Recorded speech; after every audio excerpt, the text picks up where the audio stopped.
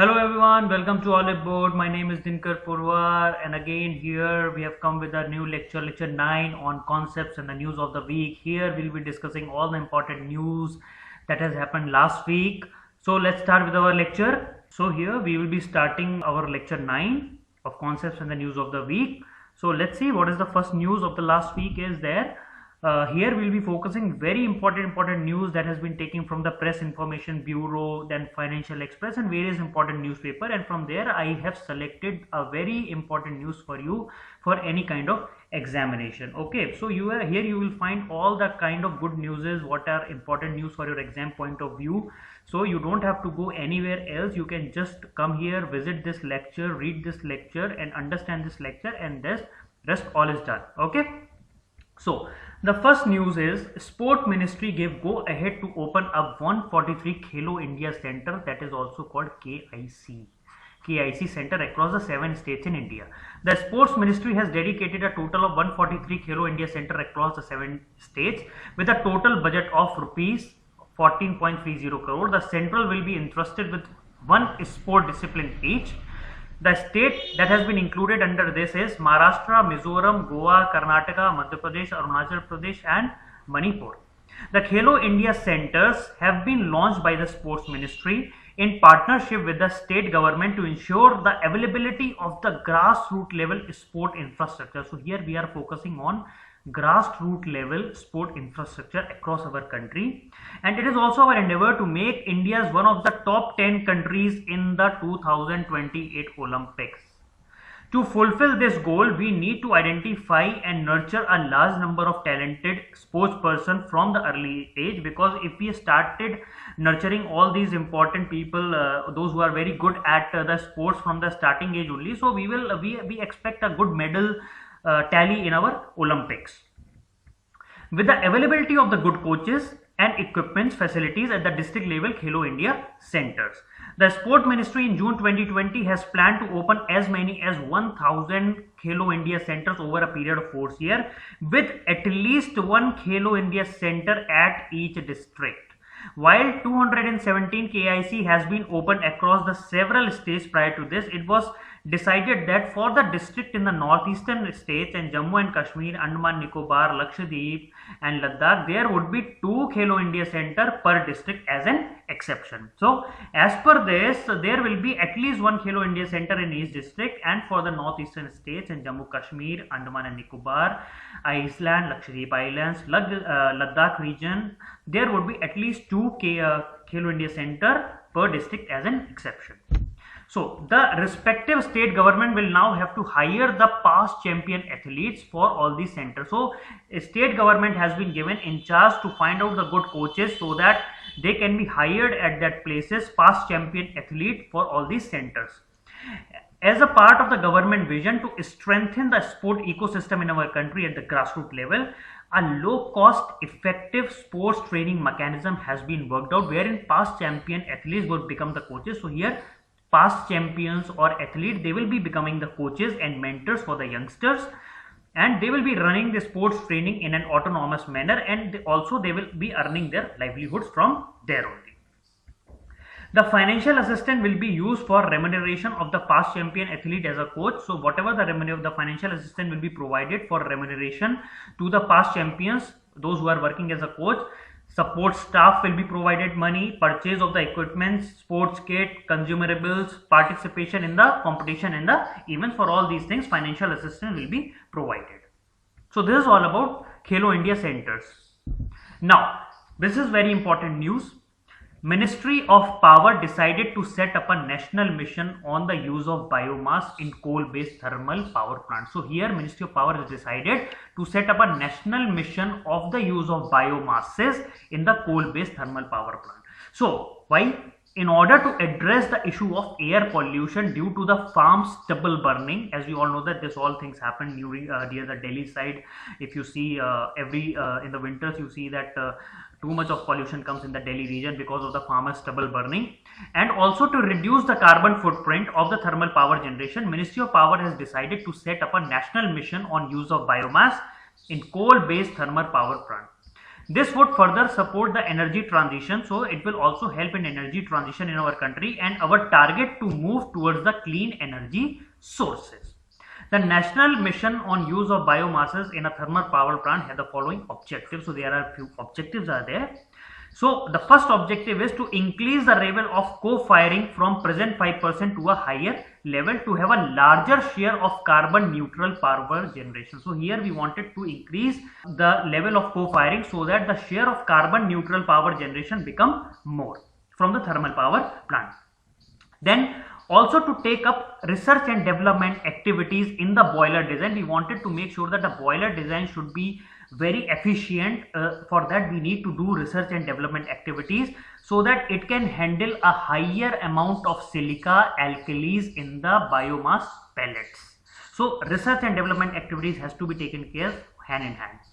Then to facilitate the overcoming the constraint in supply chain of the biomass, so also we wanted to facilitate that there should be no constraint in the supply of biomass pellets and agro residue and its transportation up to the power plant. So we wanted to make sure the proper infrastructure should be there so that we can overcome all the constraint that is related to supply chain of biomass pellets and agro residue and its transport up to the power plants.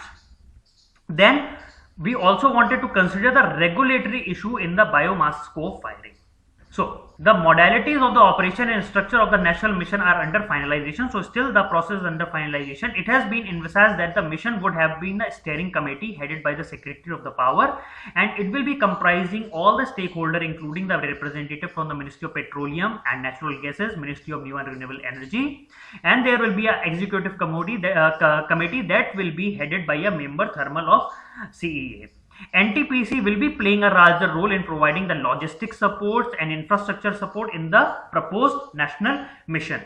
The mission would have full-time officers from CEA, NTPC, DVC, NLC or other participating organizations. So those all the organizations, those who will be participating in all this national mission, there will be a full-time officers member will be there. The duration of the proposed national mission would be minimum of 5 years. The following subgroups have also been proposed under this mission. So there are also subgroups that have been proposed under this mission. So subgroup 1 will be responsible to carry out the research on properties and characteristics of the biomass. So the subgroup 1 will be doing the research on the properties and the characteristics of the biomass. Then subgroup 2 is there that will be carrying out the technical specification and safety aspect, including the research in the boiler design. And they will be handling the pilot project from the higher amount of co-firing of the biomass with coal in the pulverized coal fired boiler. So they will be the subgroup 2 will be looking for the proper development of a boiler design. Then subgroup 3 is there. It will help in the issue of supply chain. If there is any supply chain issue is coming, so the subgroup 3 will be looking for that in a mission mode. Okay. Then subgroup 4 will be there to select the designated labs and certification bodies for testing of the agro biomass pellets and the municipal solid waste. So these subgroup 4 will be there. They will be helping to select the designated labs and also the certification bodies for testing of the agro based biomass which will be used in the power plants. And there will be last subgroup, that will be subgroup 5, will be formed on regulatory framework. So this will be looking for the regulatory framework and economics of the biomass, whether it is feasible, whether it is not feasible, which kind of biomass we can use, which kind of biomass we cannot use, and it is economic of biomass of co-firing in coal-based thermal power plant. So the proposed national mission on biomass will also contribute in the National Clean Energy Program. So this whole process will be helping in and also in contributing in the National Clean Air Program NCAP. Now, constitution of expert committee on the investment fund. As we all know that India has an International Financial Service Center Authority that has been established as a unified regulator to develop and regulate the financial product, financial services and financial institution in the International Financial Service Center in India. You know, this is there is one International Financial Service Center in India, that is a GIFT City in Gujarat. The fund industry has been playing an increasingly important role in intermediating between seekers of the capital and the investors. So this whole fund industry is doing an active role in intermediating the talk between the seekers of the capital and the investors. So IFSC has been actively engaged with stakeholders to enhance the global reach of the GIFT City. So here IFC is engaging with various stakeholders so that the global reach of GIFT City should increase. The regulatory approach has been to the benchmark with the global standards. So here all the things will be of the global standards and adopt a facilitative framework. So there will be a facilitative framework to provide very ease of operation for seekers as well as provider of the capital. So here if you are coming, so you will have all the facilitative framework, all the regulatory things will be provided to you, proper ease of operation for any of the seeker who is looking for the fund and the person who is providing the fund. So there will be a very ease of operation between the two, seekers as well as the providers. Then IFSCA is an endeavor to develop a comprehensive and consistent regulatory framework based on the global best practices, with a special focus on ease of doing business. As we all know that London is known for this international financial service. Even Dubai is now gaining importance regarding international financial service. Similarly, India also wanted to develop a city which is of the global standard and it can match with the capacity of London and Dubai together, like that. So that is why we are also developing the same type of fund industry. So IFSCA has already provided a roadmap for the fund industry, and there has been a committee that has been, the expert committee has been constituted for the same purpose. The expert committee has been constituted under the chairmanship of Mr. Nilesh Shah. You should know this answer. This is very important, this question. He is the MD of Kotak Mahindra Asset Management Cooperative Limited. The committee comprises of the leader from the entire fund management ecosystem, including those areas such as technology, distribution, legal, compliance and operation. So this is all about our IFSCA. Now we will be discussing some more things about this. While the committee has been constituted holistically review of the global best practice, so we wanted to have a proper global best practices to be used in the whole IFSCA. Okay, and the recommendation of the and they will provide recommendation to the IFSCA on the roadmap for industry, like what kind of, they will provide recommendation how you can gain the capital from the outside world. So here what is the major thing that has to be done? The things that will be done by the expert committee is, it will recommend IFSCA on a long-term vision of the operation of the investment fund. It will also make recommendation with respect to the structure and investment fund in IFSC. The recommendation made by 2/4. So how the recommendation will be made? It will be done on the two bases. Short-term in nature, that can be implemented by IFSCA very immediately, that is less than in 3 months. Such suggestion may fall under the exclusive regulatory purview of the IFSCA. Then there are some recommendations that will require around mid-term, like 6 months to 1 year. Such suggestion may be pertain to regulatory preview of the other regulator.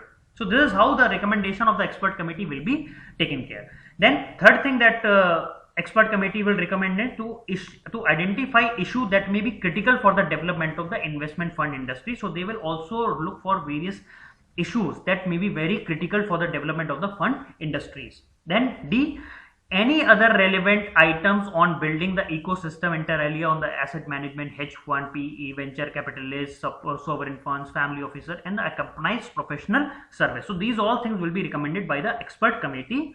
Okay, now we will be discussing about the next news of the last week, that is cabinet approves opening up of new consulate general of India in Addu city in Maldives. So if the question comes in the Maldives, which city has been approved by the cabinet for the opening of a new consulate? It is called Addu city. The Union Cabinet chaired by the Prime Minister Shri Narendra Modi has approved the opening of a new consulate general in the Addu city in Maldives in 2021.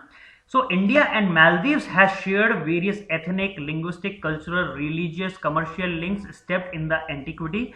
Maldives occupies an important place in the neighborhood first policy. India is developing a neighborhood first policies, and the SAGAR. SAGAR is formed for security growth for all in the region vision of the government of India. So our Maldives comes under this neighborhood first policy and the SAGAR. Opening of a consulate general in Addu city will help augment Indian diplomatic presence. So India diplomatic presence will also increase because of this opening of a new consulate general in the Maldives, and it will make it commensurate with the existing and the aspired level of engagement. The momentum and energy in the bilateral relationship has reached unprecedented level under the leadership of Pradhan Mantri Narendra Modi and President Sohail. This is also a forward-looking step. So this is also a forward-looking steps in purview of our national priorities of the growth and development of Sabka Saath and Sabka Vikas, which is run by the government of India, and augmentation of Indian diplomatic presence. Inter alia provided market access also, because Indian companies will have a market access also, and it will also help boost Indian export of goods and services. This would have a direct impact in augmenting domestic production and employment, because we have a goal of self-reliant India, that is also called Atmanirbhar Bharat, that is self-reliant India. Now, Ayush Ministry to launch the repository portal and Ayush Sanjeevani app tomorrow. That means, sorry, you don't just have to, tomorrow means in the last week it has already been launched. Yet another milestone will be reached in Ayush domain, where the Union Ministry of the State Independent Charge for Ayush, Shri Kiran Rijiju, has launched the Ayush Clinical Case Repository, Ayush Clinical Case Repository, that is ACCR, and the third version of Ayush Sanjeevani app. So what are these two apps we will be discussing now? Ayush Clinical Repository portal will serve as a platform to support both Ayush practitioner and also a general public. The portal aim is to aggregate the information about the clinical outcome that has been achieved by the Ayush practitioner on a large scale. It will facilitate not just dissemination of the information, but it will also further analyze and research. So because of this huge amount of data that will be collected by a Ayush practitioner in the portal, so it will help in facilitating the proper dissemination of the information, and also will help in the proper analysis of the data, and based on that we can do research on various things. It is expected to document the synthesis of the Ayush system toward a treatment of various disease conditions. The portal will not only benefit the practitioner and the public, but it will also help the widen the solid scientific base in all stream of the Ayush. So it will have a very solid impact in the creation of the scientific base of the Ayush.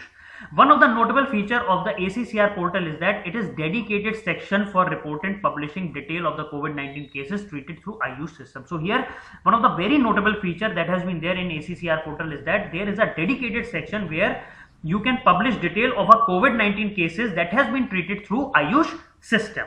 So this is one of the very notable feature about that. Now the second thing that has been launched is Ayush Sanjeevani app. This is the third version that has been launched. It is now published on the Google Play and iOS. The version facilitates a significant study documentation regarding the efficacy of the selected Ayush intervention. So here in Ayush Sanjeevani app, it will help in significant study and also in documentation regarding of the efficacy of various type of medicine that has been used by the Ayush. That is including Ayush 64. If you don't know what is Ayush 64, you can go to my previous lecture and you can see I have already discussed about the Ayush 64 and Kabasura Kulinary medicine. So these are the important medicine that has been released by Ayush, and based on that they can do a significant study on all these sections through Ayush Sanjeevani app. So those who have any asymptomatic or mild to mild moderate COVID-19 patients, so here all the details will be available. It is worthwhile to note that a national distribution campaign is on the through which Ayush Ministry is providing these two very effective Ayush formulation free to COVID patients who are in home isolation. So this is all about our Ayush Clinical Repository portal and Ayush Sanjeevani app. Now, recycling carbon technology by Bangalore startup has received Technologically Development Board National Award for 2021. So, a Bangalore-based startup has received the National Award of 2021 from Technology Development Board for developing a commercial solution for conversion of CO2 to chemicals and fuel. Breathe Applied Science startup that is incubated at Jawaharlal Nehru Center for Advanced Scientific Research developed an efficient catalyst and methodologies for conversion of CO2 to methanol and other chemicals. It has led to the improvisation of the process engineering to enhance the production of the chemical and fuel from the anthropogenic CO2 generated from the various fuels that has been included like coal generation from the coal plant, natural gas power generation sector, steel sector, cement sector, chemical industry sector, and integrating multiple components involving in the carbon capture, utilization and sequestration. So here we will be capturing all the anthropogenic CO2 and we will be converting into various other methanol and other chemicals, so that we can reduce the CO2 presence in our atmosphere, so that it will provide a complete solution for the environmental issues and which are coming due to the global warming. The startup has signed an agreement with the Jawaharlal Nehru Center for Advanced Sciences and Research. It is an autonomous institute in the Department of Science and Technology for the transfer of technology based on the lab scale research on reducing the carbon dioxide. Okay, so the question in the exam can come for the Technology Development Board has given the National Award for 2021 for dash. For dash is reducing carbon dioxide to methanol and other useful chemicals. Okay, so they can ask you which startup has got the award. So you can say Brit Applied Science is the startup that has got the award, and it is working under the Jawaharlal Nehru Center for Advanced Scientific Research. The Memorandum of Understanding help in smooth translation the research in the area of CO2 reduction to useful chemicals and fuels for the laboratory scale to the pilot scale economically. So here we will be converting CO2 into various useful chemicals and fuels for the various laboratory works.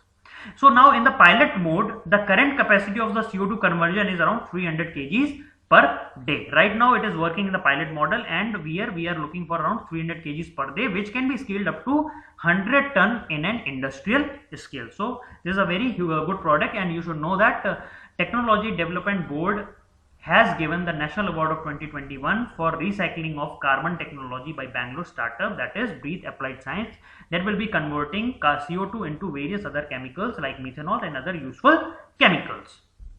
So now we will be discussing about the next important news.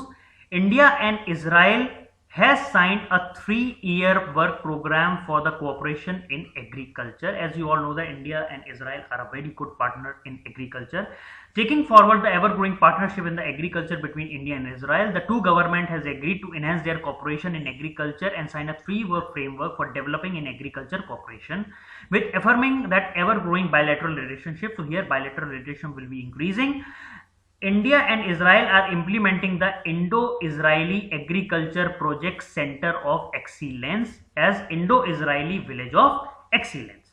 In Israel Agency for International Development Cooperation are leading Israel's largest G2G government-to-government cooperation with 29 operational center of excellence across India in 12 states that will be implementing advanced intensive agriculture farms with Israeli agro-technology tailored to the local conditions. So here everything will be based on the local condition, and based on that the various technologies will be developed. The Center of Excellence generate knowledge, demonstrate best practices and train the farmers. Every year these Center of Excellence produce more than 25 million quality vegetable seedling, more than 387,000 quality food plants, and train more than 1.2 lakh farmer about the latest technologies in the field of horticulture. So this is about what Center of Excellence of Israel is doing. The Center of Excellence established under these Israeli-based action plan are playing a very important role in doubling the farm income. As you all know that India has set a target of 2022 for doubling the farm income. So this will be acting as one of the catalysts in doubling the farm income. The exchange of technology between India and Israeli will be greatly improve the productivity and quality of the horticulture, thereby increasing the farm income. So whatever the technology that will be shared by India and Israel, it will greatly improve the productivity, and it will also enhance the quality of horticulture, and it will then thereby increase the income of the farmers. The Center of Excellence established under Indo-Israeli Action Plan has become the epic center of the transformation in the horticulture sector. Our focus during the new work program will be to convert the villages surrounding these COE. So here now in the new program, here we will be looking to convert the village that are surrounding this Center of Excellence into the Village of Excellence. So whichever all the villages that are coming near this Center of Excellence establishment, so they wanted to convert that into the Village of Excellence through massive outreach program. So it is a 3-year work program 2001 to 2022 that will reflect and strengthen of our growing partnership and will benefit local farmers both through the Center of Excellence and the Village of Excellence. So from the Center of Excellence, we wanted to create Village of Excellence. The work program will aim to grow existing Center of Excellence, and they will also establish new centers, increase COE value chain, then bring the Center of Excellence into the self-sufficient mode, and will encourage private sector companies and collaboration. As for the Indo-Israeli Village of Excellence, this is a new concept that is aimed at creating a model ecosystem in agriculture across the 8 states. So here we right now focusing on the 8 state, and we wanted to make the ecosystem, like we wanted to create a model ecosystem, and after that we can increase this. And alongside 13 Center of Excellence with the 75 villages, and we wanted to convert these villages into Village of Excellence. The program will promote the increase of net income. So here, because of this program, there will be increase in the net income. It will provide a better livelihood to the individual farmer, and it will also transform the traditional into the modern intensive farming practices through Indo-Israeli Action Plan, based on Indo-Israeli Action Plan standards. So he wanted to make sure that farmers should come out of the traditional farm practice and to use more modern and intensive farming practices. Large scale and complete value chain approach with economic sustainability embedded with Israeli novel technologies and methodology will be tailored to the local condition. So the program will focus on modern agriculture infrastructure, capacity building, and market linkages. Now, Supreme Court E-Committee has released a manual for its free e-code service mobile app in 14 languages. So E-Committee that has been constituted by the Supreme Court has released a manual for its top citizen-centric service, which will provide a free e-code service mobile app in 14 languages, that is in English, Hindi, Assami, Bengali, Gujarati, Kannada, Khasi, Malayalam, Marathi, Nepali, Odia, Punjabi, Tamil, and Telugu. So the main aim is to stress the importance of this is free mobile app and highlighted the reach to this citizen-centric mobile app. So it is totally a citizen-centric mobile app. The E-Committee of the Supreme Court has been at the forefront of introducing the digital reform. So here in the during the COVID time, we are going through forward regarding various digital reform. Everywhere digital reform are taking place, MSME, big industries, education sector, court sector, everywhere digital reform are taking place. So this is one of the digital reform that has been taken by our Supreme Court. In the past 1 year, the pandemic has pushed advocates, judges, and litigants to adopt the high-end technology solution due to the closure of the various offices and courts in the light of the lockdown and public health concerns. So because of that, courts are also closed, people cannot go to courts, advocates, judges, and litigants are finding difficult. So because of that, it's a citizen-centric app that has been developed. Working remotely, virtual courts, digital workspace, and electronic case management have become integral to how the legal profession is practiced and conducted. This has given us a rare opportunities that will embrace the technology not in the interim measure, but it will also transform our legal system and make it more efficient. So as per Supreme Court, usage of this technology will make the whole system more effective, more inclusive, more accessible, and more environmental friendly. So the e-court service mobile app is the step in this direction.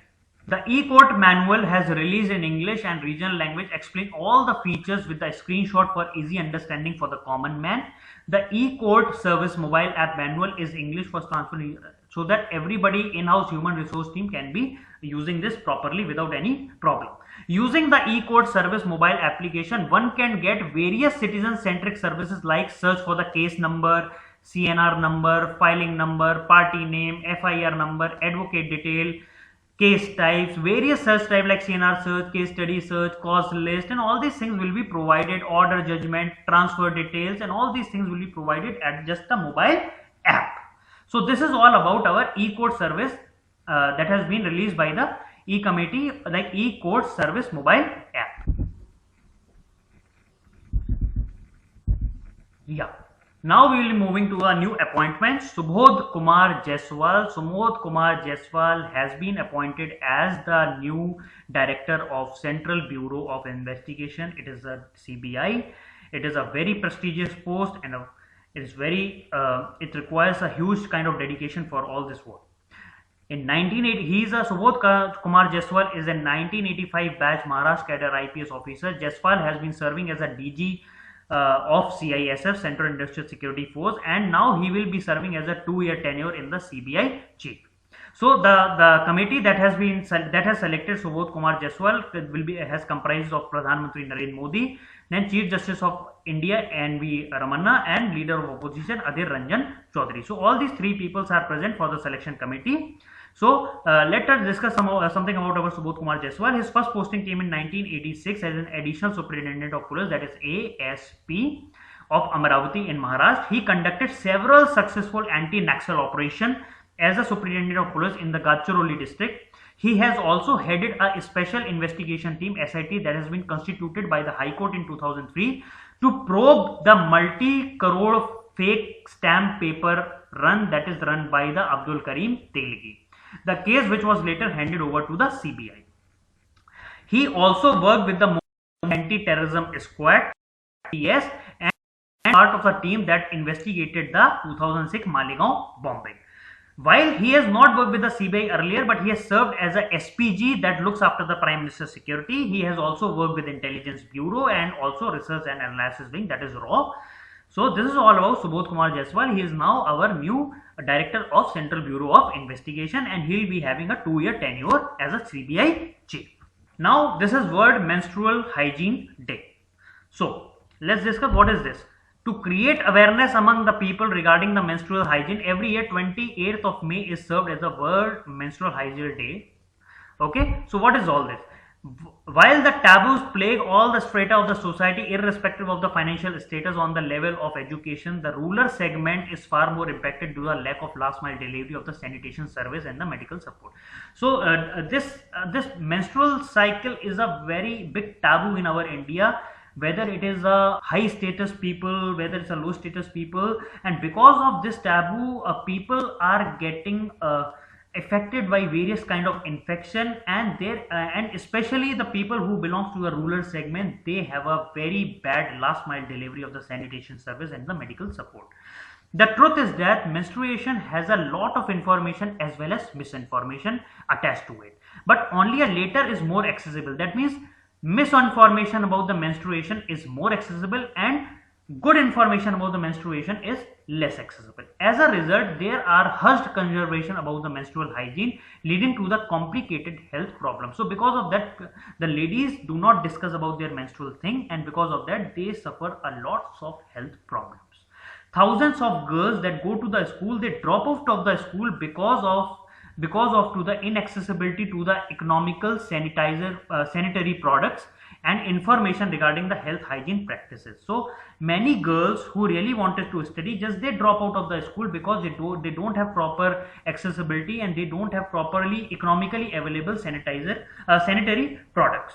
Moreover, there is a stigma that is associated with menstruation that adds to the poor menstrual management.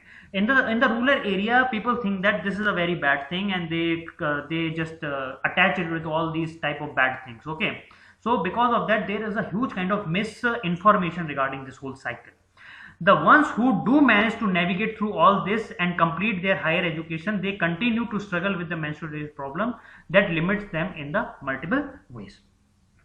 And it is in the economically weaker section of the society, both rural area as well as urban slums, women who cannot afford clean period products, so they end up using ash, old rags, and suffer from serious health complications. So in the rural area, those who are not able to buy these affordable clean period product, they just try to use ashes, they put old cloths, bad clothes, dirty cloths, and they just suffer from the serious problem because of this complication that has been achieved through all these type of uses of the things. In the world which progresses fast for the people, which means the society's success lies in ensuring that have not progressed at all equal rate. So if you really think that you are growing in the world, then you should make sure that those who have not grown, based on that, whether the person who belongs to the lower strata, how much development they has achieved, based on that you can think about the development of your country. It is not that there is no effect in this direction, but like the changing time, period related products, narratives, mindset also need to be changed. So all these things has to change. Because of that only the proper changes can come in the world. Common solution like sanitary pad, hot water bottles, painkillers comes with the various type of limitation, accessibilities, effectiveness, affordability, environmental impact, and some of the side effects of this whole process. Now we will be discussing about the nowcasting model. So this is a very important thing, you should know that, because anytime in the exam it can be asked, nowcasting model has been developed by which bank. So first of all, we will read some of the important news. India GDP to grow at 1.3% in the March quarter as per the SBI report. Based on the SBI nowcasting model, they have forecasted the GDP growth for quarter 4 that would be around 1.3% with downward biases as against NSO projection of negative 1%. Based on our nowcasting model that has been developed by the SBI, they have already given that the GDP of quarter 4 will be around 1.3% and it will be against the NSO projection of minus 1%. The State Bank of India, this line has been repeated, sorry.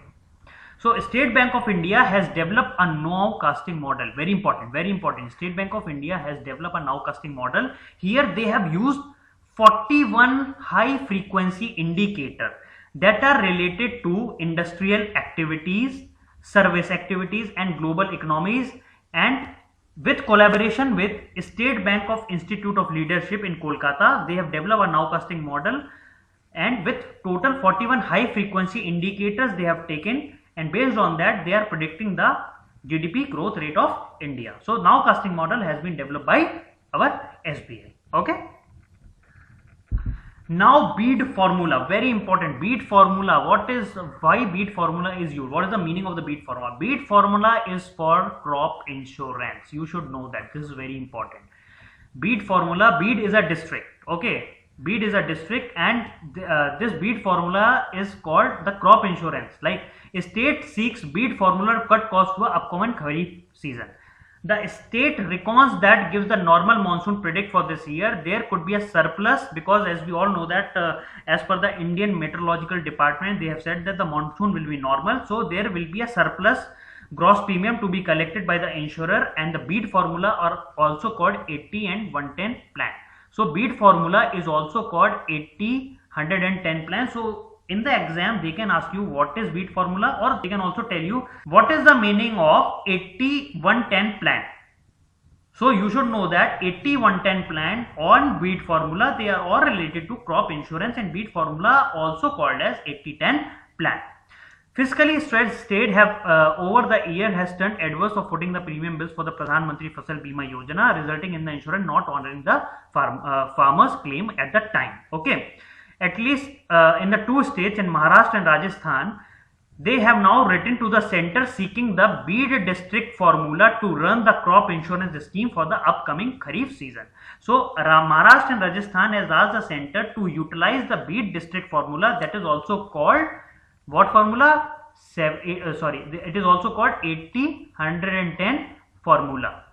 It is also called 80-110 formula. They wanted Maharashtra and Rajasthan wanted BEAD district formula to be used for the upcoming Kharif season plan. So under the 1810, the insurer potential loss are circumscribed. The firm won't have to entertain claim of the 110% of the gross premium. The state government has to bear the cost of any claim that is coming above 110 of the premium cost, and the premium surplus exceeding 20% of the gross premium is refunded by the insurer to the state government. Like for instance, they have given one example. Under an 110 plan, 80-110 plan, in case the claim reaches 60% of the premium collected, the insurance company will have to refund 20% to the state government, and if the claim reaches 70%, the refund will be 10%. So under Pradhan Mantri Fasal Bima Yojana, premium that has to be paid by the farmer is fixed. That is, they have to pay a premium of 1.5% of the sum insured for the Rabi crop, and for 2% of the Kharif crop, and 5% for the cash crop. The balance premium is split equally between the center and the state. Many states are demanding their share of the government paid premium be capped to 30%, with the balance 70% borne by the government. Here you just have to remember what is BEAD formula. It is especially used for crop insurance, and BEAD formula is also called 80-10 plan. Okay, this is also called 80-10 plan. Now, bank sanction over rupees 15 lakh crore under Mudra Yojana. This is very important. As you all know that government has launched Mudra Yojana. As of March 26, 2021, loans sanctioned by the member lending institution, that is accounting to rupees 15 lakh crore to around 28.81 crore beneficiaries by department as per the Department of Financial Services under the Finance Ministry. The financial institute have sanctioned around 15 lakh crore to around 28 crore beneficiaries under the Mudra scheme the last 6 years. So Pradhan Mantri Mudra Yojana has been launched by our Pradhan Mantri Narendra Modi on April 8, 2015 to promote entrepreneurship. So under this scheme, there is a collateral free loan that will be provided up to rupees 10 lakh in 3 categories. So 3 categories are decided, named Shishu, Kishore and Tarun, for income generating activities in any of the manufacturing, trading, services activities or allied to the agriculture are provided. So last year government has decided to also provide 2% of the interest subvention to the borrower under the Shishu category of the flagship Pradhan Mantri Mudra Yojana as a part of stimulus package to the Atmanirbhar Bharat Abhiyan. So under the Shishu category, collateral free loan of up to rupees 50,000 are given to the beneficiaries. Now, the last news that we will be discussing today is Professor C.N.R. Rao has received the International Annie Award of 2020. As you all know that Professor C.N.R. Rao is also a Bharat Ratna awardee. During when the Sachin Tendulkar got the award, even Professor C.N.R. Rao has also received the Bharat Ratna award, and now Bharat Ratna Professor C.N.R. Rao has received the International Annie Award for research into a renewable energy source and energy storage, that is also called Energy Frontier Award. This award is also considered as a Nobel Prize in Energy Research. So this award is also considered as a Nobel Prize in the energy research that has been received by our Professor C.N.R. Rao. Professor Rao has been working on hydrogen energy as only a source of energy for the benefit of all mankind. Hydrogen storage, photochemicals and electrochemical production of hydrogen, solar production of hydrogen and non-metallic catalysts were the highlights of his work.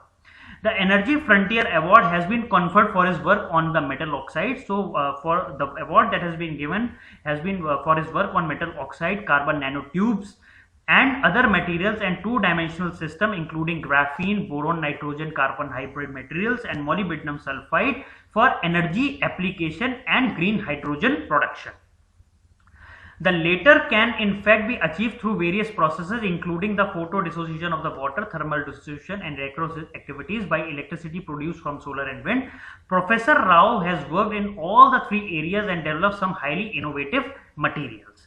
The award, which has been internationally recognized over the year in the field of energy and the environmental research, aim to promote better use of energy. This aim to promote the better use of energy and encourage the new generation of the research in their work. It bear witness to the importance that any place on scientific research and innovation. It includes a cash prize and a specially minted gold medal. So Professor C.N.R. Rao has received the International Annie Award of 2020 and we are congratulating our Professor C.N.R. Rao for achieving this whole award, and thank you sir for all your services. Thank you. So we have reached the last of our lecture. So I would like to ask you, never forget to like, subscribe and follow Olive Board channel, and happy learning. Thank you everyone for listening this lecture so patiently. I hope you have learned something very great important news of the last week, and I hope you will remember each and everything. Do remember what are all the important points that I have asked you to remember, because right now questions will be coming from the middle of the text also. So it is not like only the important news you have to cover, you have to read each and everything about that news. So the same way I am just making all these lectures for all of you so that you don't miss any of the points. Thank you everyone. Never forget to like, subscribe and follow. Happy learning. Thank you.